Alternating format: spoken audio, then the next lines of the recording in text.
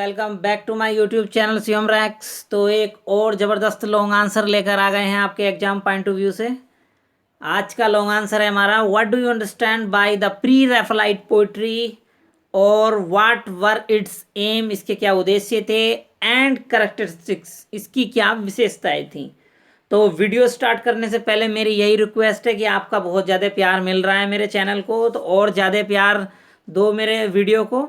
आपको जिस टॉपिक पर वीडियो चाहिए हमें कमेंट सेक्शन में ज़रूर बताएं। हम जैसे भी हमें टाइम मिलेगा हम ज़रूर उस पर वीडियो अपलोड करेंगे। तो अभी तक मेरे जो सब्सक्राइबर हैं वो जो मेरे वीडियो को देख रहे हैं लेकिन उन्होंने मेरा चैनल अभी तक सब्सक्राइब नहीं किया है, तो प्लीज़ उनसे रिक्वेस्ट है कि मेरा चैनल को सब्सक्राइब कर लें और मेरे वीडियो को लाइक करें और जितना ज़्यादा हो अपने भाई को सपोर्ट करो ताकि मोटिवेशनल मिले मुझे और मैं और अच्छे अच्छे वीडियो लेके आऊँ आपके सामने। तो आज का वीडियो स्टार्ट करते हैं। जो भी चैनल पर फर्स्ट टाइम विजिट कर रहे हैं चैनल को सब्सक्राइब करें, बेल आइकन को प्रेस करें ताकि हमारे आने वाली वीडियो की नोटिफिकेशन आपको सबसे पहले मिले। तो स्टार्ट करते हैं। Introduction, the pre Raphaelite movement. ये प्री रैफलाइट जो एक आंदोलन था, बिगन आरंभ हुआ एज ए मूवमेंट, एक आंदोलन के रूप में आरंभ हुआ। इस आंदोलन का मतलब क्या था पहले ये समझो आप। ये जो आंदोलन था इसने कला के क्षेत्र में बहुत ज़्यादा वर्क किया। इसके जो मानने वाले थे उन्हें ये कहते थे वे कि कला कला के लिए ही बनी है। उनका एक स्लोगन था, आर्ट फॉर आर्ट सेक। तो यही इसमें दिखाया है। अब चलते हैं आगे क्वेश्चन की तरफ अपने। But soon turn into a moment of poetry. कला के रूप में स्टार्ट हुआ था लेकिन बहुत जल्दी ये पोइट्री के काव्य के रूप में बदल गया। As a number of person, इसमें बहुत सारे लोगों ने भाग लिया।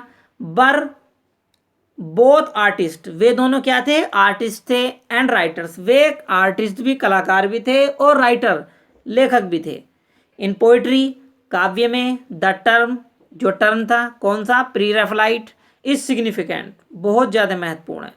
इन सो फार एज, इतना ज़्यादा, इट सो, ये दिखाता है, द रिलेशन, संबंध को, of pre Raphaelite poetry, pre Raphaelite poetry के संबंध को दिखाता है, to pre Raphaelite art, pre Raphaelite art के प्रति। एंड आल्सो बिकॉज, ये इसलिए है क्योंकि द टर्म, ये जो टर्म है, stand for a certain phase, इसमें बहुत ज़्यादा निश्चित फेज हैं। फेज आप जानते हो क्या होता है इंग्लिश में जिन्होंने पढ़ा होगा, बहुत सारे इसके रूप होते हैं। ऑफ ग्रेट रोमांटिक मूवमेंट, ये थोड़ा रोमांटिक जो मूवमेंट था उससे भी थोड़ा प्रभावित है। दैट गवर्न, जिसने गवर्न किया, जिसने शासन किया, almost all the imaginative, almost मतलब ये मानो सभी इमेजिनेटिव जो काल्पनिक लिटरेचर है ऑफ द टाइम, उस समय का, मतलब काल्पनिक तरह की बातें कर करके लिटरेचर को बहुत ज़्यादा बढ़ावा दिया गया। नेक्स्ट हेडिंग चलते हैं, the pre Raphaelite brotherhood and its aim. जो प्री रैफलाइट ब्रदरहुड था, मतलब भाईचारे की जो भावना थी, एंड उनका एम, उनका उद्देश्य क्या था, मतलब इस आंदोलन का उद्देश्य क्या था। ये जो पोइट्री थी प्री रैफलाइट पोइट्री, इसका उद्देश्य क्या था ये इसमें दिखाया गया। द लीडिंग स्पिरिट, जो मेन स्पिरिट थी behind the pre Raphaelite group, pre Raphaelite group के पीछे जो इसका मेन था, जिसने इस आंदोलन को जन्म दिया, इस पोइट्री को जन्म दिया, was D G Rossetti. D G Rossetti था जिसका जन्म हुआ था 1828 में, जिसकी मृत्यु हुई थी 1882 में। The famous pre Raphaelite brotherhood, इसे शॉर्ट में लिखते हैं PRB, मतलब P का मतलब होता है प्री, R का मतलब रैफलाइट, B का मतलब ब्रदर। तो आप कंफ्यूज मत होना, कहीं कहीं शॉर्ट में आएगा तो आप कंफ्यूज नहीं होंगे, मैंने बता दिया है।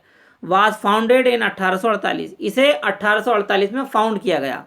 विच इंक्लूड, जिसमें शामिल थे, इन द बिगिनिंग आरब में 3 पेंटर्स।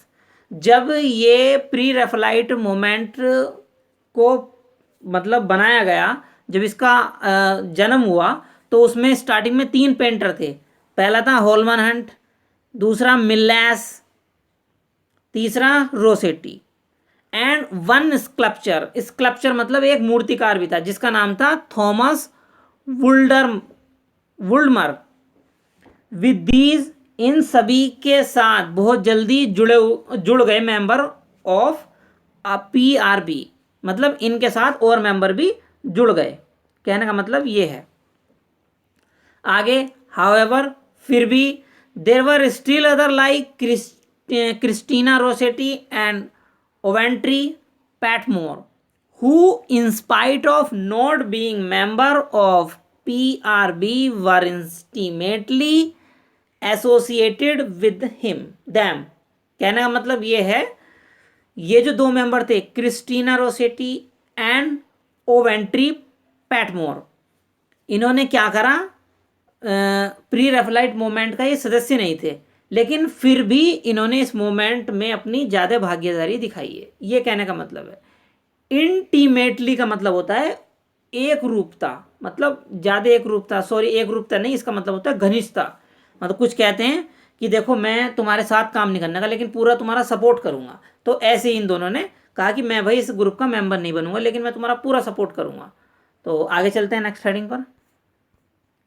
नेक्स्ट हेडिंग है हमारा आइडेंटिफिकेशन ऑफ ब्रदरहुड, भाईचारे की एकरूपता with early Florentine painter. Florentine painter के साथ क्या एकरूपता थी, एकरूपता की भावना थी, भाईचारे की भावना थी, वो दिखाया इसमें। इन द ब्रदरहुड, जो भाईचारे की भावना थी, आइडेंटिफाइड, एकरूपता दिखाई, देमसेल्फ अपने आप में, artistically with early Florentine painter. Early जो प्रारंभ के फ्लोरेंटाइन पेंटर थे उन्होंने एकरूपता दिखाई। The painters before Raphael, Raphael से पहले जो पेंटर हुए थे, बिकॉज क्योंकि दे वर इम्प्रेस्ड, उन्हें इम्प्रेस्ड किया गया, विद ओरिजिनलिटी, ओरिजिनलिटी थी उनमें, सिंसियरिटी समझदारी की भावना थी, ऑफ दीज मिडियावल पेंटर्स, इन मिडियावल पेंटर्स में। हु लुक्ड, जिन्होंने देखा, स्ट्रेट बहुत ही साफ तरीके से, विद देयर आइज, अपनी आंखों से। कहने का मतलब बहुत ही अच्छे तरीके से समझ के किसी पोइट्री को लिखा इन्होंने।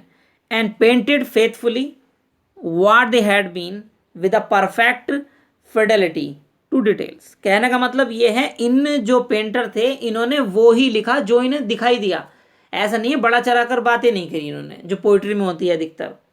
इन्होंने जो दिख रहा है वो ही लिखा, मतलब रियलिटी में ज़्यादा बिलीव किया इन्होंने। द आर्टिस्ट क्रीड, जो कलाकारों का क्रीड मतलब विश्वास था, और ब्रदरहुड भाईचारे की भावना को लेकर, वास क्या था, an entire adherence of simplicity of art, मतलब कला की साधारणता को दिखाना, पूर्णतया कला की साधारणता को दिखाना इनका उद्देश्य था। कला की बहुत ही ज़्यादा साधारणता दिखाना, सिंप्लिसिटी, बड़ा चढ़ाकर बात नहीं की इन्होंने। नेक्स्ट हेडिंग है इन्फ्लुएंस ऑफ रोसेटी, रोसेटी का प्रभाव क्या था।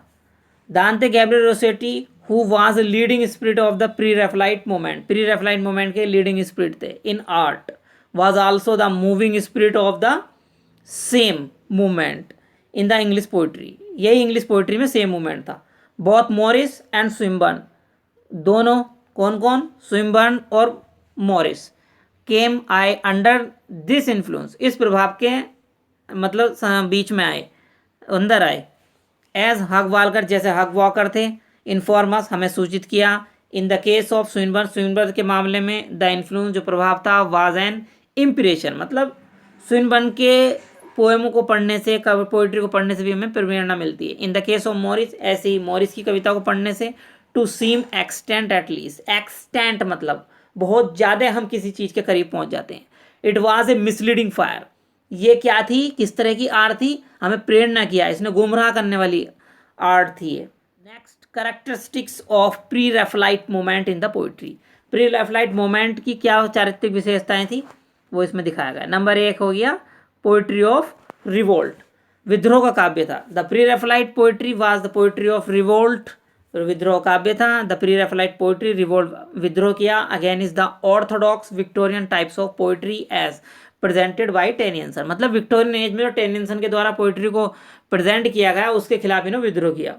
The pre Raphaelite poetry had a close resemblance, pre Raphaelite poetry ने क्लोज मतलब घनिष्ठता के रिसेम्बलेंस मतलब समानता रखी with the romantic poetry, romantic poetry को ज़्यादा इन्होंने लगाव था इन्हें।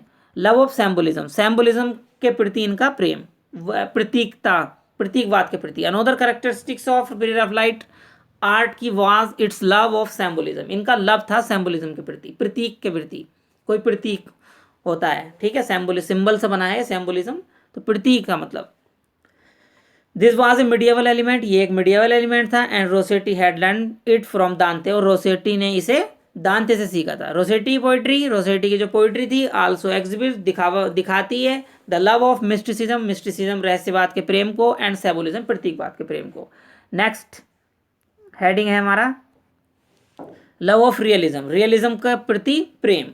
Like corresponding movement in art, मतलब इसका मतलब ये है कलाम में पहले से ही चलते आ रहे प्री रैफलाइट आंदोलन के समान, मतलब प्री रैफलाइट आंदोलन में जो पहले से ही जो चलता आ रहा था उसमें क्या हुआ, द प्री रैफलाइट पोएट ने आल्सो लव्ड किया रियलिज्म, मतलब वास्तविकता दिखाई, पहले से चलती आ रही थी उसी को ही लेकर इन्होंने वास्तविकता दिखाई। Looked straight at the object and describe what had been actually seen, मतलब ऑब्जेक्ट को देखा उन्होंने, किस चीज के बारे में अगर वे लिख रहे हैं तो उसे अच्छे से देखा उन्होंने, फिर उसके बारे में लिखा। तो ये रियलिज्म को ज्यादा दिखा उन्होंने, वास्तविकता को ज्यादा प्रेम दिखाया।